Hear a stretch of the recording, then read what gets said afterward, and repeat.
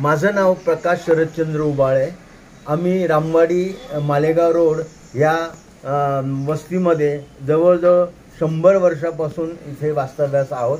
माझे आजोबा मुरलीधर बाळाजी उबाळे हे धुळे शहरात धुळे नगरपालिकेमध्ये इंजिनियर ओरशर म्हणून ते इथे नोकरीला होते।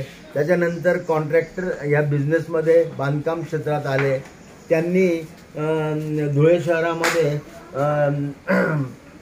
एक चांगल्या पद्धतीने बांधकाम क्षेत्रात आपलं नाव लौकिक केलेलं आहे।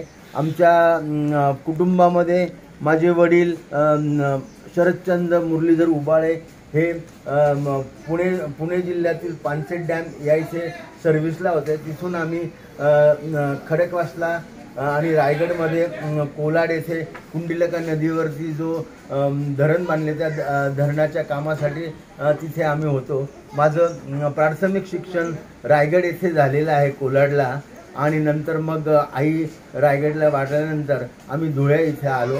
इथे मी 8वी ते माझं पूर्ण महाविद्यालयीन शिक्षण झालं। आमच्या कुटुंबामध्ये मला एक मुलगा आहे, 2 मुली आहे। एक मुलगी नाशिकला असते, एक मुलगी मालेगावला असते।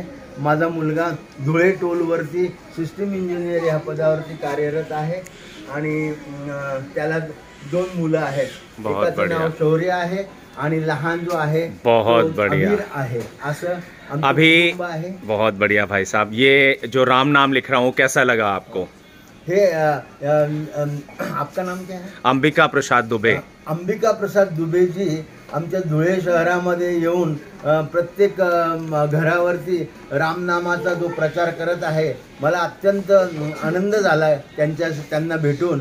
आणि सगळ्यात एक गोष्ट सांगायची म्हणजे मी स्वतः कारसेवक असून मला उत्तर प्रदेशातल्या 1992च्या दरम्यान 90 ते 92च्या दरम्यान कार सेवेच्या वेळेला मला फतेहगड जेलमध्ये 17 दिवसाचा कारावास मी भोगलेला आहे। आणि याच देही याच डोळा राम मंदिरचं बांधकाम पूर्ण होऊन मी अयोध्येला सुद्धा रामाचं दर्शन घेऊन आलेलो आहे। त्याच्यामुळे त्यांचा हा उपक्रम मला फार आवडलेला आहे। मी त्यांना फार फार धन्यवाद देतो।